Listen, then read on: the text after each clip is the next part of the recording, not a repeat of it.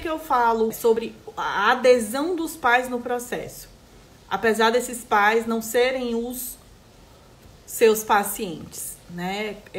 Muito se fala sobre a adesão do paciente ao processo de psicoterapia, mas pouco se fala da adesão dos pais ao processo de psicoterapia desses filhos, seja do público de adolescentes ou seja do público de crianças. Eu levo como algo importante e que não dá como a gente não levar em consideração que a participação dos pais no processo de psicoterapia, dentro do processo, seja de adolescente ou de criança, é indispensável.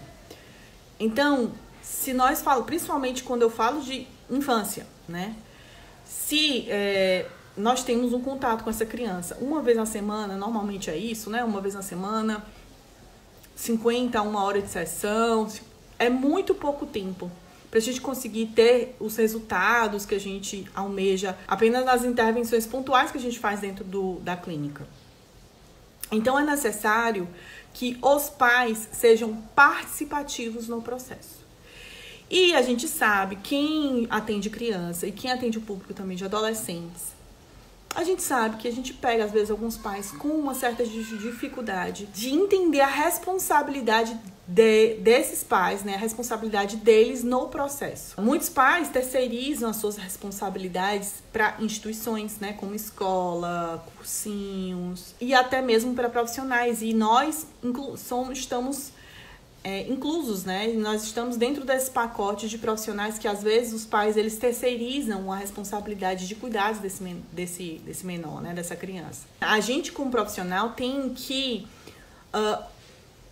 logo na primeira sessão, e eu acho que isso é importante, assim, dentro da nossa atuação clínica, logo na primeira sessão que você vai fazer a anamnese, é importante que você explique também todo o processo de psicoterapia, no que ele consiste, né? Qual a sua abordagem, o que você vai trabalhar com essa criança, os recursos, qual a finalidade das brincadeiras, os dos jogos, ou dos recursos que você utiliza no atendimento, né, com a criança, bem como qual vai ser a participação desses pais no processo. Porque muitas vezes eles acham, né, os pais acham que a criança ela vai estar no processo de psicoterapia e eles vão se isentar totalmente do papel deles de reforçar tudo que você trabalha, né? Ou de observar alguns padrões comportamentais que você pode passar como tarefa de casa para que eles complementem algumas informações. E não é assim que funciona. Então, desde a primeira sessão, isso tem que ser muito claro e explicado, tá? Alguns profissionais costumam colocar, inclusive, em contrato a importância da participação desses pais no processo. Eu não coloco no meu, tá? Porque eu não quero também encher o meu contrato de informações.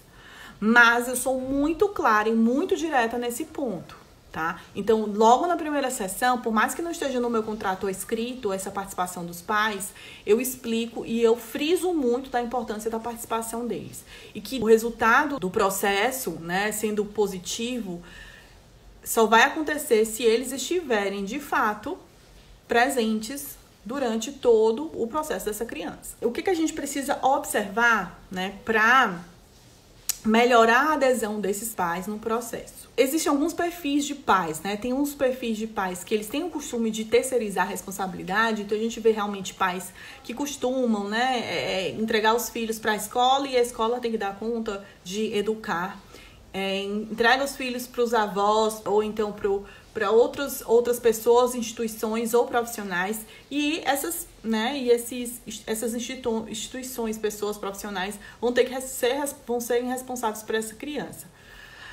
Aí a gente vê realmente que são esses pais que são os negligentes, né? Que simplesmente larga a criança e deixa que a vida tome conta. Mas tem pais, né, que na verdade eles têm uma dificuldade de aderir ao processo, né, da criança, não porque eles terceirizam a responsabilidade, mas porque existem algumas travas nesses pais que ou impossibilitam ou dificultam que eles consigam colocar suas orientações em prática. Por exemplo, né, pais que vieram de uma educação extremamente rígida, ou pais que vieram de uma educação também extremamente permissiva. A bagagem de história de vida deles pode sim trazer reflexos na forma como ele direciona e educa essas crianças.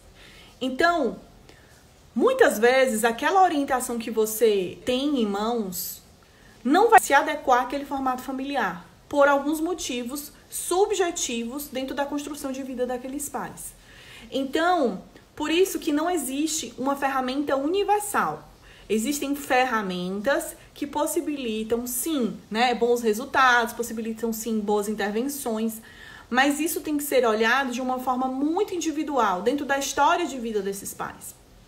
Por isso que, na orientação de pais, é importante também você perguntar como foi a base educacional desses pais. Eles vieram de famílias, como era a família, né, desses pais, como eles foram educados.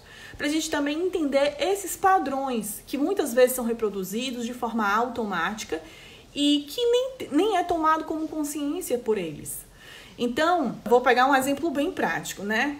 Vamos supor que eu ensine uma ferramenta para um pai, né, para os pais, uma mãe, né, mais especificamente para uma mãe, e aí eu ensino uma ferramenta das escolhas limitadas. É uma estratégia, na verdade, ela é baseada na disciplina positiva.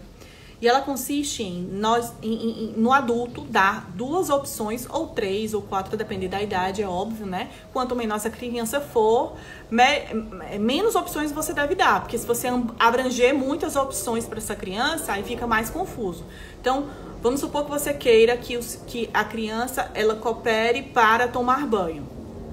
Então, você vai dar 2 opções para essa criança que levem a um objetivo comum, que é essa criança tomar banho. É uma estratégia prática que ajuda os pais a saírem um pouco dessa postura de autoritário, daquela coisa de mandar, vai tomar banho agora é hora de tomar banho, agora vai isso, faz aquilo, e dar a possibilidade da criança ter escolhas, mas que levem aquele objetivo. Como resultado dessa ferramenta, favorece com que a criança coopere, porque se ela se sente participante daquela escolha, eu preciso tomar banho, mas eu tenho a opção de ir tomar banho, ir andando, ou ir no colo dos meus pais, ou levar uma boneca para tomar banho, ou levar o meu carrinho para brincar de tomar banho. Enfim, você dá 2 escolhas, né, 2 opções que levem a um caminho comum. Então, vamos supor que eu ensino uma ferramenta dessa, né, para um pai, para uma mãe que é super impaciente, uma mãe que é bem nervosa, que na hora que ela pede para o filho fazer, né, obedecer,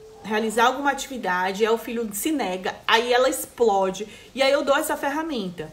De cara, pode ser que não tenha um resultado imediato, porque não existe nada, nenhuma fórmula mágica, né? A gente favorece a cooperação, mas a gente sabe que pode naquele momento, não funcionar. Isso também não significa que essa ferramenta não funcione. E aí, vamos supor que essa mãe, logo de cara, quando ela se depara com essa ferramenta, ela coloca em prática, ela vê que não surtiu o efeito que ela desejava, ela vai e explode. Aí, será que essa mãe está preparada a aplicar, de fato, essas ferramentas? Se ela, logo de cara, na primeira tentativa, logo nos primeiros passos, ela já não consegue dar conta? Não. Então, o que a gente precisa fazer? Trabalhar com esses pais as dificuldades que eles encontram, as travas e as barreiras que eles encontram na hora de aplicar as ferramentas. Então, eu vou ter que trabalhar com esses pais o autocontrole, essa mãe principalmente, né, que eu tô dando o exemplo da mãe. Essa mãe, o autocontrole. Eu tenho que entender por que essa mãe tá com um pavio tão curto. Então, eu preciso identificar os gatilhos que levam essa mãe a explodir. Então, pode ser que essa mãe, ela explode com tanta facilidade porque ela está exausta, ela está estressada por conta de trabalho. Ou porque é uma mãe que ela não está dormindo bem, o filho está com problema de sono, e aí ela está com privação de sono, e isso faz com que ela exploda. Ou é uma mãe que ela já veio de uma bagagem, de uma história de vida, dentro da construção de educação dela, ela veio de uma educação extremamente rígida, punitiva, que era a primeira ordem que tinha que ser obedecida. Se não obedecesse a primeira vez, era peia, era palmada, era grito. E aí a gente entender quais são as crenças que estão enraizadas. O que é que tem de gatilho por trás daquele comportamento que faz com que dificulte a aplicação das ferramentas. Então não adianta só eu, jogar nos peitos dessa mulher, toma, agora aplica. se muitas vezes essa mãe, ela tem algumas travas que precisam ser destravadas. Então você vai, claro, precisar ajudar essa mãe a entender um pouco sobre os gatilhos, né, que levam a essa explosão. Tentar arrumar um pouco a casa para ela conseguir aplicar algumas dessas ferramentas. Agora, óbvio, se existem coisas profundas, porque a gente também tem que ter o feeling, né, de na hora, de saber até onde seu braço alcança, né? Dentro da orientação de pais, como é algo muito pontual, não é um processo de psicoterapia. Se você percebe que tem demandas muito profundas e que exige um processo de psicoterapia para esses pais, você encaminha esses pais ou essa mãe, né, ou o pai, para um processo de psicoterapia. Mas se você consegue arrumar a casinha dela, trabalhar o que que tá dificultando na aplicação dessas ferramentas, você vai fazer o que está ao seu alcance. E isso faz parte da orientação de pais. E isso faz parte também do processo de adesão desses pais. Porque imagine que a criança está num processo de psicoterapia. E aí você está trabalhando as emoções da criança, a impulsividade, seja lá o que for, qual for a demanda dessa criança. E você não orienta esses pais. Ou quando você orienta, esses pais são cheios de travas e não são trabalhados, né? Essas travas, essas dificuldades. Você não vai ter um bom resultado no seu processo, mesmo se atendendo a sua criança. Sabe qual é um exemplo comum? Crianças que às vezes são ansiosas e pais que têm transtorno de ansiedade e que não estão em processo de psicoterapia. Então, você precisa indicar, né? Você vai sugerir esse pai ou essa mãe a procurar psicoterapia. Porque provavelmente, não é regra, mas provavelmente a ansiedade desses pais pode também estar interferindo pode estar influenciando nessa ansiedade da criança. Entendeu? Que a gente não é algo tão simplório ou tão, assim, muito simples. A gente precisa entender uma teia de conexões que existem nessas relações familiares para a gente conseguir dar as ferramentas certas. Isso não impede de que você, numa orientação de pais, e aí pode ser, por exemplo, eu dou a ferramenta da escolha limitada. Aí esse pai, essa mãe vai chegar para mim e vai falar assim: Carol, eu não tenho estrutura, eu explodo logo, eu não consigo, eu não estou conseguindo. Então eu vou precisar fazer um acompanhamento mais de perto dessa mãe e desse pai para poder destravar essas barreiras que estão atrapalhando nas minhas orientações, estão atrapalhando na aplicação dessas ferramentas.